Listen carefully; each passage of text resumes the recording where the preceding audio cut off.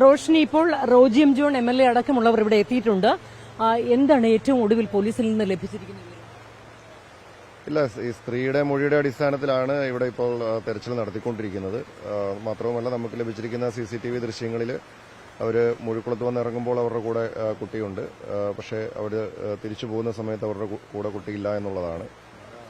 പിന്നെ അവരുടെ മൊഴിയുടെ അടിസ്ഥാനത്തിൽ ഇപ്പോൾ തെരച്ചിൽ നടന്നുകൊണ്ടിരിക്കുകയാണ്. ശക്തമായ മഴയാണ്. അതുപോലെ തന്നെ ഈ രാത്രി സമയത്ത് തെരച്ചിൽ നടത്തുന്നതിനുള്ള പ്രയാസങ്ങളുണ്ട്. പക്ഷേ നാട്ടുകാരുടെ സഹായത്തോടു കൂടി മൊഴിയിൽ വൈരുദ്ധ്യമുണ്ടല്ലോ, അതുകൊണ്ട് ഏതെങ്കിലും കൺഫ്യൂഷൻ പോലീസിനുണ്ടോ?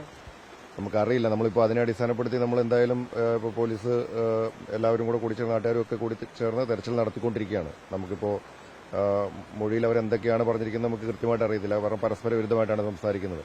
പക്ഷേ നമുക്കിപ്പോൾ അവരിവിടെ വന്നിറങ്ങുന്ന സമയത്ത് CCTV ദൃശ്യങ്ങളനുസരിച്ച് അവരുടെ കൂടെ കുട്ടിയുണ്ട്. പക്ഷേ അവർ തിരിച്ചു പോകുന്ന സമയത്ത് അവരുടെ കൂടെ കുട്ടിയില്ല എന്നുള്ളത് നമുക്ക് തീർച്ചയായിട്ടും അക്കാര്യത്തിൽ ആശങ്കയുണ്ട്. അതുകൊണ്ട് നമ്മൾ ശക്തമായ തെരച്ചിൽ തന്നെ നടത്തുകയാണ്. തെരച്ചിലിന് കൂടുതൽ സംഘങ്ങൾ വരുന്നുണ്ടോ?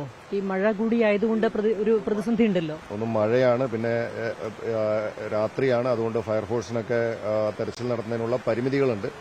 നമ്മൾ സാധ്യമായ എല്ലാ മാർഗങ്ങളും ഉപയോഗിച്ചുള്ള തെരച്ചിൽ നടക്കുകയാണ്. ഫയർഫോഴ്സിന്റെ സംഘവും സ്കൂബ സംഘം എത്തുന്നു. രാത്രി സമയത്ത് അവർക്ക് പരിശോധന നടത്തുന്നതിനുള്ള പരിമിതികളുണ്ട്.